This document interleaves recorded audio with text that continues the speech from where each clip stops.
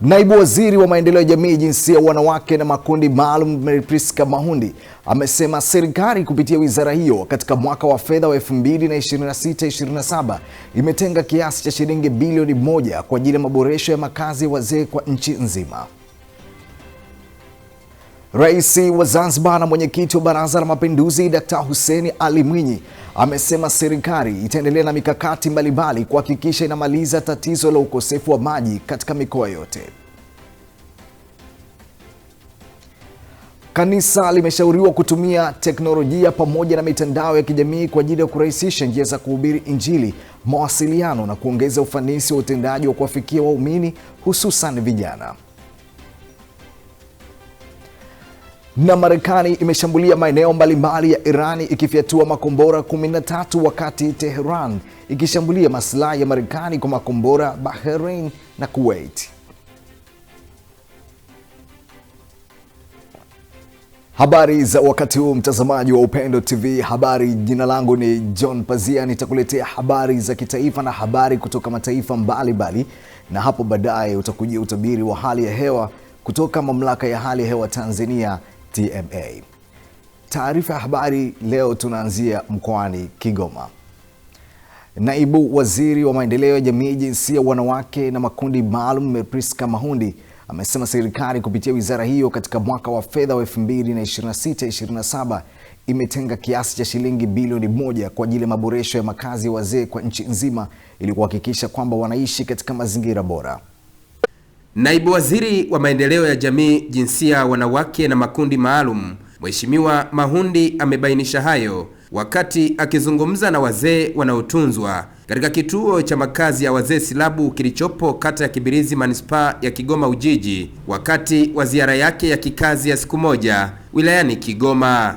Natambua kuwa bado ziko changamoto, lakini nawahakikishie kuwa serikali itaendelea kuzifanyia kazi. Kama changamoto hii ya makazi, ninaamini muda sio mrefu, kulingana na michakato inayoendelea, mtapatiwa mazingira rafiki. Lakini sisi kama wizara kupitia bajeti hii tuliyoipitisha juzi kwa mwaka huu mpya wa fedha 2026/27 tumetenga bilioni 1 ya kuanzia kazi ya maboresho ya makazi ya wazee. Aidha, ametoa wito kwa jamii, familia na wadau wote kuendelea kuimarisha utamaduni wa kulea na kuwahudumia wazee wakiwa katika familia zao. Tunatamani tuone kwamba kila mtu amlee mzazi wake. Kama wewe ulikuzwa, ulifunzwa, ukafundishwa mila na desturi za kwenu, ukafundishwa tabia zote za kabila lenu huko mlivyokuwa, huyu mzee akiishi katika mandhari yale anapata afya zaidi, unamwongezea siku za kuishi. Kwa hiyo tuhakikishe, vijana wenzangu, tuwalee wazazi wetu. Hata kama mtakula mlo mmoja, mle wote. Mkuu wa wilaya ya Kigoma Daktari Rashidi Chuachua amemweleza Naibu Waziri Mahundi kuhusu ushirikiano wa serikali na wadau wilayani humo katika kuwahudumia wazee kwa kuwapatia mahitaji mbalimbali na muhimu. Eneo hili la malezi ya wazee pamoja na watu ambao wenye mahitaji maalum ni eneo ambalo serikali, kutokana na mahusiano mazuri mnayoyatengeneza nyinyi kama wizara, tunapata wadau kadhaa wanaokuja kuliangalia. Mheshimiwa Naibu Waziri, ukiacha zile programu za kawaida ambazo Mheshimiwa Rais huwa anazifanya kwa kutoa zawadi kwa wazee katika kipindi labda cha Christmas, Pasaka au Eid al-Fitri, zipo programu ambazo mimi zimenileta hapa zaidi ya mara 4 mara 5 zikiendeshwa na wadau wakiwemo Joy and Harvest katika kuwashika mkono wazee hawa. Awali akitoa taarifa ya kituo, afisa ustawi wa kituo hicho Binura ametaja baadhi ya changamoto kuwa ni pamoja na uchakavu wa miundombinu na majengo. Umejionea haya majengo yalijengwa kipindi cha ukoloni, kwa hiyo kwa kweli haya majengo yamechakaa. Tunakabiliwa na hiyo changamoto.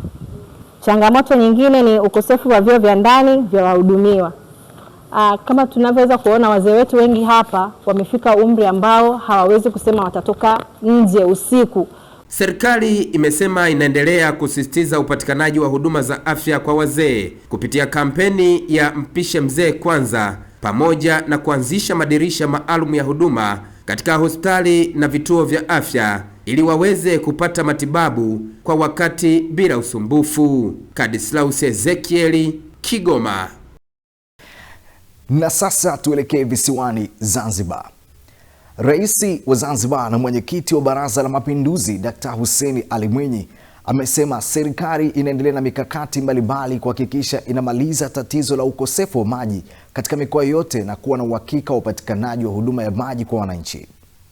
Nadir Abdulatif na ujumbe wa Wizara ya Maji Nishati ya Jamhuri ya Muungano wa Tanzania ulioongozwa na Waziri Juma Aweso amesema baadhi ya mikoa ikiwemo Kaskazini Unguja pamoja na mkoa wa Kusini na mkoa wa Mjini Magharibi tayari wamekwisha pata uwekezaji wa kujengewa kwa miradi mikubwa katika maeneo hayo ili kuondoa usumbufu unaowakumba wananchi wa kutafuta maji safi na salama. Sekta ya maji ni sekta muhimu sana, sababu kama tutawauliza wananchi huduma zipi za kijamii ambayo inakuja namba moja, kila mtu atasema maji kwanza, nyingine yatafuata, lakini kwanza maji. Kwa hiyo tuna wajibu kama serikali kuhakikisha kwamba kila Mtanzania anapata huduma hii kwa ufanisi. Sasa sisi hapa Zanzibar tumeamua tutawekeza na uwekezaji muhimu, tutawekeza na kutosha. Upande wa Kaskazini tayari kuna uwekezaji, na upande wa Kusini tuna mipango ya kupata uwekezaji, lakini mjini ni kama tunatumia mradi wa Express ya Pindi, na hivyo hivyo kwa upande wa Pemba tunajitahidi kutafuta uwekezaji wa kutosha.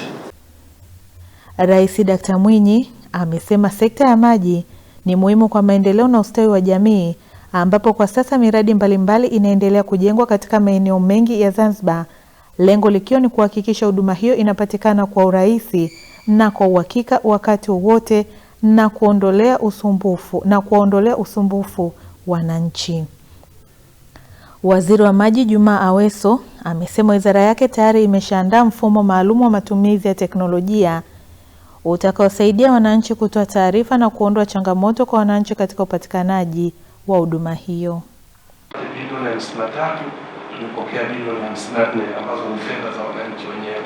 Kwa hiyo tunaomba Mheshimiwa Waziri naye afike aone ile eneo la utekelezaji mzuri sana, na imani tunaweza tukashare kwa pamoja kuhakikisha kwamba tunakwenda vizuri. Eneo lingine ni swala la tathmini na ufuatiliaji, evaluation na monitoring. Ni eneo muhimu sana hasa katika utendaji, lakini hata pia katika utekelezaji wa miradi ili kuhakikisha kwamba tunaleta matokeo makubwa na ufanisi mkubwa. Mheshimiwa Rais, tunakushukuru, lakini sasa hivi tunaona mabadiliko ya tabia ya nchi, tujidhatiti katika rasilimali za maji tulizokuwa nazo kuhakikisha kwamba tunazilinda na tunazitunza na kujiwekeza katika utafiti. Mtazamaji wa Upendo TV habari, tunasonga mbele na sasa tuelekee nyanda za juu kusini mkoani Iringa. Kanisa limeshauriwa kutumia teknolojia pamoja na mitandao ya kijamii kwa ajili ya kurahisisha njia ya kuhubiri Injili, mawasiliano na kuongeza ufanisi wa utendaji wa kuwafikia waumini, hususan vijana, katika kuwavuta wengi kumjua na kumwamini Mungu. Wito huo umetolewa na mtaalamu wa usalama mtandaoni kutoka Chuo Kikuu cha Tumaini Dar es Salaam DATU, Dr. Geoffrey Kilimba, wakati akizungumza katika warsha ya waratibu wa mawasiliano wa Kanisa la Kiinjili la Kilutheri Tanzania inayofanyika mkoani Iringa. Waambia vijana na watu wengine kwamba jamani, mkienda mitandaoni, ebu Biblia tumieni Biblia fulani, au kama kuna nyimbo tumeziweka kule, basi nyimbo hizi ndio zina utukufu wa Mungu na ndio ambazo mnafaa kuwa mnazisikiliza. Lakini hata utendaji wa kanisa wa kila siku, kanisa inahitaji mawasiliano. Kwa mfano makao makuu ya diocese unaweza kukuta yako umbali mrefu na sharika ambazo ziko pembezoni au mbali kabisa. Sasa ili waweze kufanya huduma kwa urahisi na ufanisi, wanahitaji kuwasiliana kwa aina fulani. Inaweza kuwa ni mawasiliano barua pepe au njia nyingine zote za kielektroniki. Dr. Kilimba pia ametoa angalizo kwa wasimamizi wa mitandao ya kijamii inayosimamiwa na shirika mbalimbali kuchukua tahadhari dhidi ya udukuaji ambao wanaweza kudukua mitandao ya kanisa na kuweka maudhui yasiyo na maadili ya kikanisa. Kwa wasimamizi ni kuzingatia taratibu zote za usalama wa mawasiliano. Hilo la kwanza na muhimu sana, kwa sababu tumeshuhudia kuna baadhi ya maeneo wanadukuliwa, wako wanafanya live streaming, wanadukuliwa alafu wale wadukuzi wanaweka vitu vingine ambavyo havina maadili kabisa ya kanisa. Lakini ukifuatilia unakuta ni uzembe tu ambao unahitaji watu kuwa makini katika usimamizi wa mitandao yetu ya kijamii, hata mifumo mingine ya kielektroniki. Hilo la kwanza. Lakini la pili, kanisa lina umuhimu wa kuwa boresha kielimu wasimamizi wa hii mifumo. Shiriki wa warsha hiyo wametembelea kituo cha redio kinachomilikiwa na KKKT Dayosisi ya Iringa, Furaha FM, ambapo mtoa mada wa warsha hiyo Neville Mena amesema kuna umuhimu wa KKKT kutumia wingi wa waumini walionao kama mtaji wa kukuza vyombo vya habari vya KKKT na kudumisha ushirikiano. Inafikiriwa kwamba vyombo vya habari vya kanisa ni ohehahe, yaani ni vyombo fulani ambavyo vinahitaji msaada sana, yaani kama vile vya kimaskini. Lakini studio hii na studio nyingine ambazo nimewahi kufika ambazo ni za kanisa zinaonyesha kwamba studio zetu ni za kisasa na zina uwezo mkubwa wa kufanya kazi kama studio nyingine. Nao washiriki wengine wa warsha hiyo ambayo inalenga kuwajengea uwezo wa ratibu hao juu ya umuhimu wa utunzaji wa mazingira, wamesema mafunzo hayo yamewapa hamasa ya kuwa mabalozi wema wa kutunza mazingira kwa kuzingatia agizo la Mungu. Kama kanisa tunasisitizwa kuweza kupanda mazingira na tuweze kutengeneza pia mazingira ya kupanda miti ya matunda ili kuweza kuwasaidia watoto wakija kanisani waweze kuwa na kitu cha kuwavutia kuja kula matunda kanisani. Kwa hiyo nawakaribisha sana, nawapa wito wa kuwasaidia kuweza kupanda miti na kutunza mazingira. Tuendelee kutunza mazingira kwa ajili ya nchi yetu ya Tanzania, lakini pia kwa ajili ya viumbe hai vyote ambavyo vimekuwa vikitegemea mazingira. Lakini pia tunashauriwa mara nyingi na wataalamu, lakini pia mimi pia ni moja kati ya utunzaji wa mazingira. Nimekuwa na bustani yangu ya kutunza miti na halikadhalika pia nimekuwa na bustani yangu ya matunda. Hivyo kupitia hivyo na washauri jamii na watu kwa ujumla waone namna ya kutunza mazingira bora, kwa sababu yanakuwa yanatokea mazingira mazuri kabisa katika vyanzo vya maji na vitu vingine vya msingi. Wito umetolewa kwa serikali kuendelea kuweka mazingira wezeshi kwa vyuo vya kati na vikuu ili vijana wapate elimu ya ujuzi na ubunifu inayoendana na mabadiliko ya teknolojia, hatua itakayochangia kufikia maendeleo endelevu ya taifa. Wito huu umetolewa leo wakati wa maadhimisho ya siku ya kimataifa ya ujuzi kwa vijana na kaimu mdhibiti ubora chuo cha Covenant Tanzania CIT Godwin Mwakilembe, baada ya kumalizika kwa mdahalo kuhusu matumizi sahihi ya teknolojia kwa vijana uliofanyika katika chuo hicho kilichopo Kurasini wilayani Temeke jijini Dar es Salaam. Covenant Institute of Tanzania, ukianza kuangalia kwenye program ambazo tunazitoa, still ndani yake utaona kuna ubunifu mkubwa sana, kwa sababu tunataka tujitofautishe na vyuo vingine. Na vijana wa sasa hivi siwezi kuwalinganisha kama vijana wa zamani, kwa sababu wana nyanja nyingi sana za kupata taarifa, za kujifua zaidi, kupata knowledge. Kwa hiyo tukiwa kama Covenant tukishirikiana pamoja katika siku hii ya vijana, tuna vijana wetu wengi, tutaona bunifu zao kwenye masuala ya teknolojia.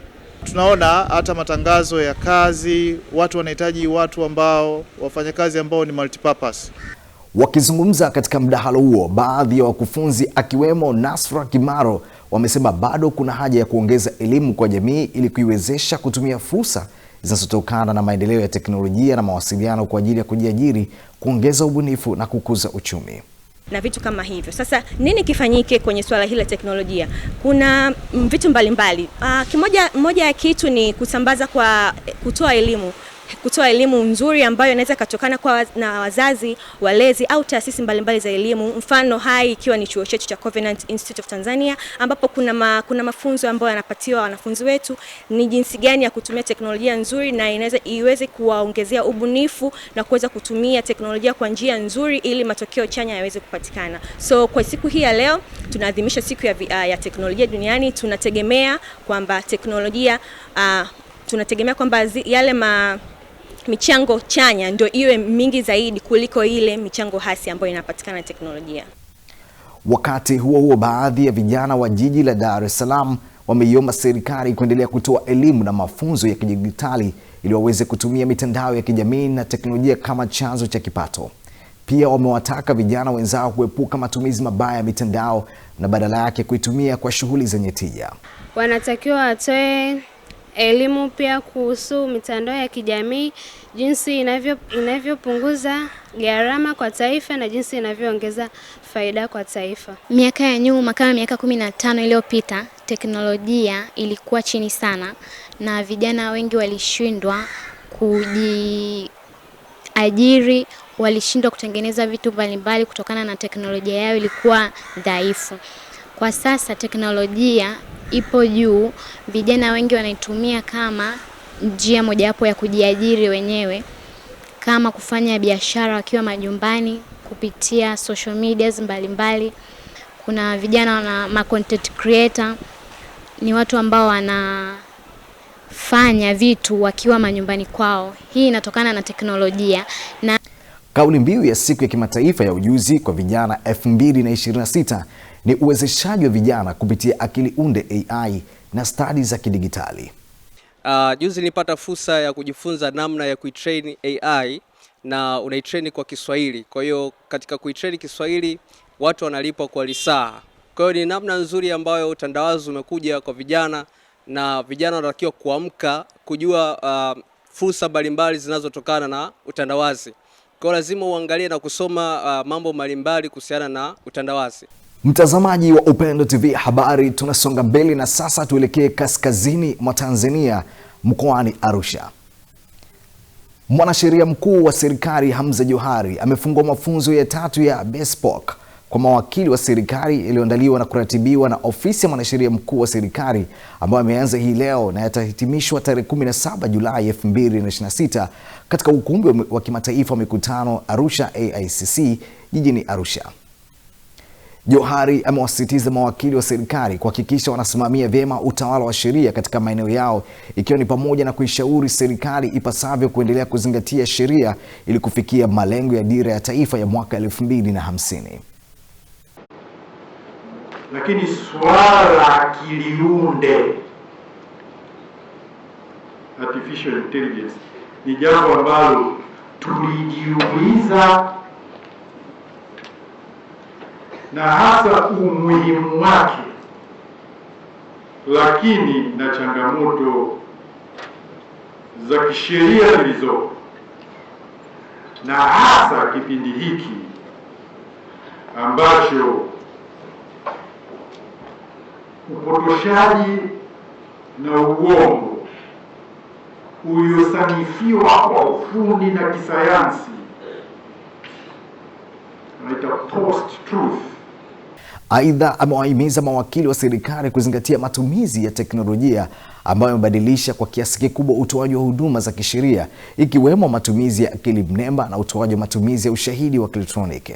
Truth maana yake ni uongo ambao unasanifiwa kwa ustadi mkubwa kwa kutumia mbinu mbalimbali na teknoloji, na usipokanushwa kwa ustadi mkubwa. Maana utakapokanusha lazima ureciprocate, na usipokanushwa kwa ustadi mkubwa na pia kwa kutumia teknoloji, basi ugraduate na kuwa ukweli. That is post-truth. Wazazi na walezi nchini Tanzania wamehimizwa kuendelea kulipa kipaumbele suala la malezi ya watoto wao kwa kuhakikisha kila wanachokifanya wanawafikiria wao kwanza, ili kujenga jamii na taifa bora sasa na siku zijazo.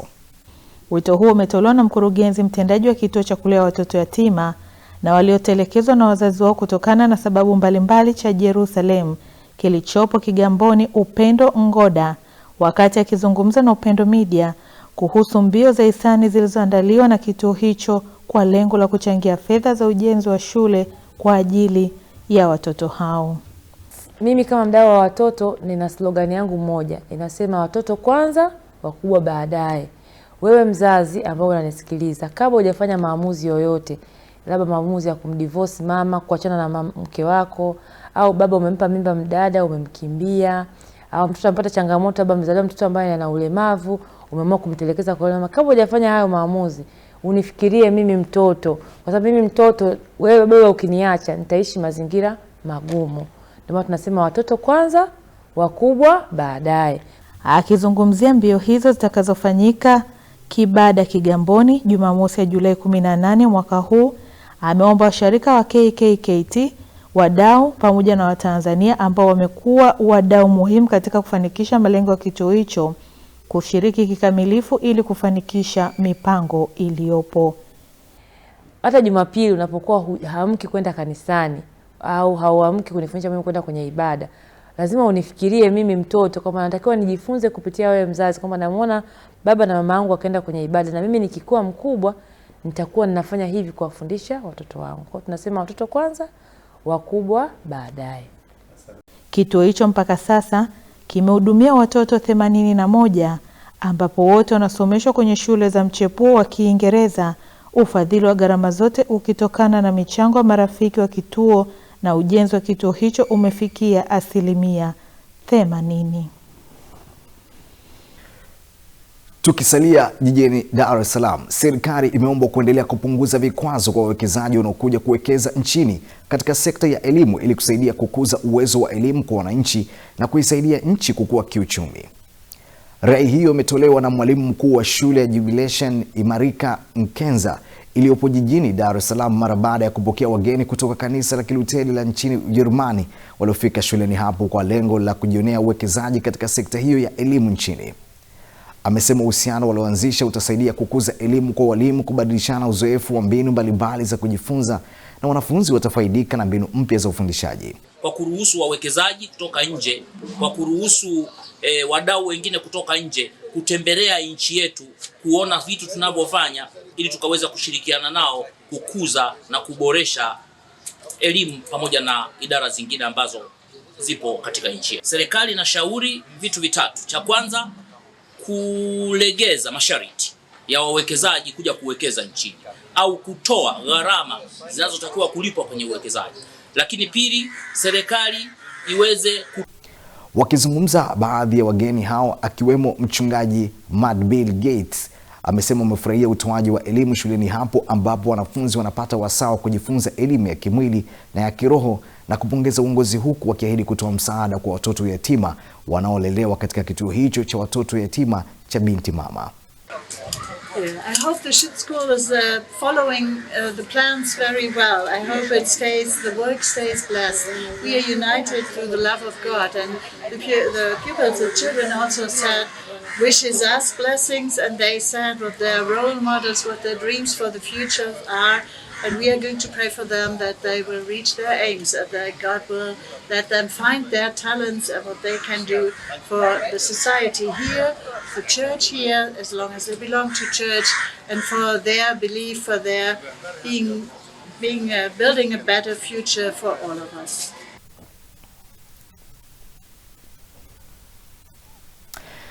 Na sasa tuelekee kaskazini mwa Tanzania, mkoani Manyara. Utamaduni unaendelea kuwa nguzo muhimu ya kuhifadhi utambulisho wa jamii na kurithisha historia kwa vizazi vijavyo. Mkoani Manyara, mamia ya Wanakagera wanatarajiwa kukutana katika tamasha maalum litakaloonyesha vyakula vya asili, vinywaji vya jadi, ngoma za utamaduni na michezo ya asili, huku likilenga kuimarisha mshikamano na kuchochea utalii wa utamaduni. Akizungumza na waandishi habari mjini Babati mkoani Manyara, mratibu wa tamasha la Wanakagera Jeffrey Patrick amesema maandalizi yote yamekamilika na tamasha hilo litawakutanisha Wanakagera pamoja na wananchi kutoka maeneo mbalimbali ya Tanzania kwa lengo la kuimarisha umoja na kuhifadhi utamaduni na kutangaza urithi wa jamii ya Kagera. Kueleza umma sasa na kualika umma kwamba sisi kikundi chetu cha Bagambakamo kimeamua kufanya tamasha ambalo linataka kuwaunganisha Wanakagera wote. Kwa hiyo na maana tamasha linafanyika chini ya mwamvuli wa Bagambakamo. Sasa Bagambakamo hii, kama nilivyokwishaeleza tangu mwanzo, kwamba Bagambakamo ni kikundi ambacho kinaunganisha Wanakagera wote. Kwa maana hiyo sasa hili ni tamasha la watu wa Kagera kwa ujumla. Kwa hiyo tunapenda kuwaalika watu ambao watataka kushiriki na sisi kama mwenyekiti wa kamati.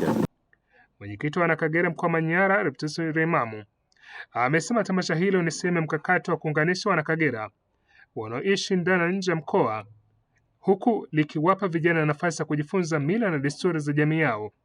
Amesema kuendeleza utamaduni ni njia ya kuhifadhi utambulisho wa jamii na kuimarisha mshikamano miongoni mwa Tanzania. Kwa nini tunaandaa hili tamasha? Tunayo misingi au sababu kama tatu. Sababu ya kwanza, tunataka kukutana kufahamiana wote wana Kagera tunaoishi mkoa wa Manyara na nje ya mkoa wa Manyara tufahamiane. Lakini la pili, tunalenga kuburudika. Tunapokutana tuburudike, tufurahiane, tukumbushane. Maana unaweza kukuta umekutana na mwenzio ambaye mliachana hata shule ya msingi. Sasa mnapokutana mnaburudika. Lakini la tatu na la muhimu kuliko yote, tunalenga kutumia tamasha hili katika kuweza kuelimishana, kukumbushana mila na desturi za Buhaya. Kwa hiyo na katika kuelimishana hapa tuna vizazi. Sisi watu wazima ambao tunaondoka, tuna watoto wetu. Tunataka na wao kuwarithisha, waelewe mila na desturi za Buhaya. Kwa hiyo tunatumia kama jukwaa la kutoa elimu. Na kwa nini tunataka kurithishana haya? Kwa sababu tunataka kuweza kulinda maadili ya vijana wetu. Tunaona mabadiliko ya sayansi na teknolojia yalivyobadilisha kizazi na jamii kwa ujumla. Kwa hiyo tunataka kurudi kwenye misingi, kwa sababu tunahisi kutokuingia kwenye misingi tunapoteza kizazi, na ndio maana mmomonyoko wa maadili umekuwa ni mkubwa sana. Mwenyekiti wa michezo na burudani ya tamasha la Wanakagera Bochum Rebusi amesema tamasha hilo lina umuhimu mkubwa katika kuhifadhi na kurithisha utamaduni wa Kagera kwa kuwashirikisha watoto wa vijana katika shughuli mbalimbali za kiutamaduni. Amesema kupitia tamasha hilo kizazi kipya kitapata fursa ya kujifunza historia na mila na desturi za jamii yao ili kuendeleza urithi huo kwa vizazi vijavyo. Na vifaa mbalimbali ambavyo tutakuwa navyo. Zamani tulikuwa tunatumia vibuyu, tutakuwa na vingine ambavyo hatutapata lili. Tutakuwa na picha, tunaonyesha kwamba hiki kilikuwa hivi na kilikuwa hivi. Vile vile tutakuwa na michezo, tunataonyesha zamani tulikuwa mnakaa hapo watoto na wazee wanawasimulia hadithi. Kuna vitendawili. Kule kwetu Kagera wanasema kukwekuza. Kwa hiyo tutakuwa na vitendawili mbalimbali. Watoto tumewaomba wazazi kule nyumbani waanze kuandaa kwa namna yoyote ile michezo ambayo walikuwa wanacheza watoto, hivyo vitendawili, ili tutakapofika basi tutakuwa na ushindani. Na tumeandaa na zawadi kwa ajili ya watu ambao wataweza kufanikisha vitu hivyo. Tamasha la Kagera linatarajiwa kufanyika mkoani Manyara likiwakutanisha washiriki kutoka maeneo mbalimbali ya nchi. Waandaaji wanaamini tamasha hilo litakuwa jukwaa muhimu la kuenzi urithi wa kitamaduni na kuimarisha mshikamano wa jamii na kuhamasisha matumizi ya kiutamaduni kama kichocheo cha maendeleo na utalii. Kiripoti kutoka hapa mkoani Manyara, mimi ni James Stanley, Upendo TV, amani kwa wote. Mtazamaji wa Upendo TV habari, tunasonga mbele na sasa tuelekee nyanda za juu kusini mkoani Songwe. Vijana kutoka makundi mbalimbali mkoani Songwe wameeleza kunufaika na elimu ya fursa za kiuchumi inayotolewa chini ya Wizara ya Maendeleo ya Vijana kwa kushirikiana na wadau mbalimbali, wakisema elimu hiyo imewasaidia kufahamu namna ya kutumia fursa zilizopo kwa ajili ya kujikwamua kiuchumi. Wakizungumza mara baada ya mafunzo ya semina yaliyowakutanisha vijana kutoka maeneo mbalimbali hapa mkoani Songwe, wawakilishi hao wameishukuru serikali kwa kuendelea kuweka mkazo katika kuwawezesha vijana, huku wakiomba Wizara ya Maendeleo ya Vijana kwa kushirikiana na Mamlaka ya Udhibiti wa Manunuzi ya Umma PPRA kuongeza nguvu katika kutoa elimu kuhusu fursa mbalimbali zinazopatikana. Kwa mimi binafsi nilikuwa najua fursa kama vijana, fursa za vijana ni hazipo wala hakuna kabisa, kwamba ni wewe mwenyewe upambane, aidha ndugu yako ana uwezo akusaidie. Lakini kwa sasa nimeelewa kwamba kuna fursa nyingi naweza nikapambania kama kijana, na pia nimeona kuna baadhi ya vinua mgongo tunapewa na serikali ambavyo vipo hadi sasa, vipo tunafuatilia na tumeambiwa kwamba tutapata na tunafuatilia hadi sasa. Nimeona kuwa kuna tenda za halmashauri ambazo vijana tunaweza tukatuma vigezo vya kupata fursa ya kusimamia miradi mbalimbali kama vijana, lakini ikiwa tutawezeshwa mikopo au fedha kwa ajili ya kupata nguvu ya kuweza kukompiti na wazabuni wengine. Maoni yangu mimi nadhani sisi ambao tumepata nafasi hii tukawe wajumbe wazuri wa kuelimisha vijana wenzetu na kuwafungua kwamba kuna fursa zingine ambazo ziko serikalini zinatuhusu vijana, sio tu za wazabuni au makampuni mbalimbali ambayo yamekuwa yakizalika kufanya hizo shughuli za ujenzi wa mashule, madaraja na shughuli kadhaa. Kosa ni nilipokuwa nimekosa elimu sikujua kwamba serikalini kuna fursa ambazo zinahusu vijana moja kwa moja. Ndio itoa pale mheshimiwa kwamba kuna fursa ambayo wewe unaweza kupata ukiwa ndani ya kata yako au ndani ya serikali yako mtaa kwa kujitolea na kwa fursa mojawapo ya kuongeza kipato chako kufanya biashara. Aidha, katika semina hiyo mwakilishi kutoka Wizara ya Maendeleo ya Vijana amewataka vijana kuunda vikundi vya pamoja ili waweze kunufaika na mikopo ya 10% inayoendelea kutolewa na serikali kupitia halmashauri, pamoja na kujisajili katika mfumo wa ununuzi wa serikali NeST ili waweze kushiriki katika zabuni mbalimbali zinazotangazwa na taasisi za umma. PPRA wamekuwa wakisimamia hilo. Tenda zinavyoingizwa kwenye mfumo, kikundi kinapoomba kinaonyesha kabisa hiki ni kikundi cha vijana au kikundi cha wanawake au kikundi cha watu wenye ulemavu. Na manunuzi sasa hivi yote yanafanyika kwa njia ya mfumo. Tofauti na zamani walikuwa wanaomba kwenye halmashauri, lakini sasa hivi manunuzi yanafanyika kwenye mfumo. Mchakato unafanyika wa wazi, vijana walioomba wenye sifa wanapata. Na bahati nzuri sasa hivi vijana wanapopata mkataba tu wa kutoa huduma, tunawaunganisha na taasisi za kifedha kama mabenki, wanapewa mikopo kwa ajili ya kutekeleza zile tenda. Na kwa mfano mabenki mengine unapopeleka mkataba kwamba umepata kutoa huduma fulani, wao wanakukopesha fedha, ila fedha zako utakapolipwa na yule uliyempa huduma zitaingia kwenye akaunti ambapo benki inakata fedha yake kwanza, halafu zinazobaki kikundi cha vijana kinapewa. Kwa hiyo serikali tumeendelea kuhamasisha hilo na tunashukuru kwamba tunakwenda vizuri. Of course kule nyuma kumekuwa kuna malalamiko, vijana walikuwa wanalalamika kwamba hizo tenda hatupati na nini, lakini serikali imefanya maboresho ya sheria, lakini imeimarisha mifumo na sasa hivi vijana wanaomba tenda na kupata bila kukutana na wahusika. Nikiripoti kutoka hapa mkoani Songwe, Nicholas Ndabila, Upendo TV. Serikali ya Mapinduzi ya Zanzibar inafanya jitihada mbalimbali katika kutatua changamoto ya upungufu wa huduma ya nishati ya umeme na maji safi na salama kwa wananchi wote wa Zanzibar ili kuimarika kwa huduma mbalimbali za kiuchumi na kijamii. Hayo yamesema na makamu wa pili wa rais wa Zanzibar Hemedi Suleiman Abdullah mara baada ya kukagua ujenzi wa mradi wa vituo vya kupozea na kuzalishia umeme wa jua Makunduchi pamoja na ujenzi wa tangi la kuhifadhia maji safi na salama linalojengwa Kilindi, mkoa wa Kaskazini Unguja. Hapa kwa upande wa kampuni hii nahisi kama kuna delay fulani. Niagize hapa na naomba haya maagizo apewe Mheshimiwa Waziri kwamba tukae na wale wataalamu yule mkurugenzi au mwakilishi wa World Bank ambao wao waliidhinisha kwamba yule mtu apewe ile kazi ya kufanya wakati tayari mapungufu yalishaonekana mapema, waendelee kuzungumza naye. Hizi delay ambazo zinaendelea kutokea kwetu sisi, hizi ni vitu tusivyovipenda hata kidogo. Kwa hiyo waendelee kuzungumza naye ili tuone kwamba serikali mradi huu unakamilika kwa wakati kwa mujibu wa mikataba, lakini kazi hii ya upatikanaji wa umeme inapatikana haraka iwezekanavyo. Meneja mkuu wa shirika la umeme Zanzibar ZECO, mhandisi Haji amesema ujenzi wa miradi hiyo inayofadhiliwa na Benki ya Dunia imeshafikia 75% ambayo inatarajiwa kukamilika mwezi Novemba mwaka huu na kutatua changamoto ya ukatikaji wa umeme, jambo litakalowavutia wawekezaji kuendelea kuwekeza Zanzibar. Mjenzi wa kituo hichi eneo ambalo limejengewa uzio na utekelezaji wake ushafikia overall 75%.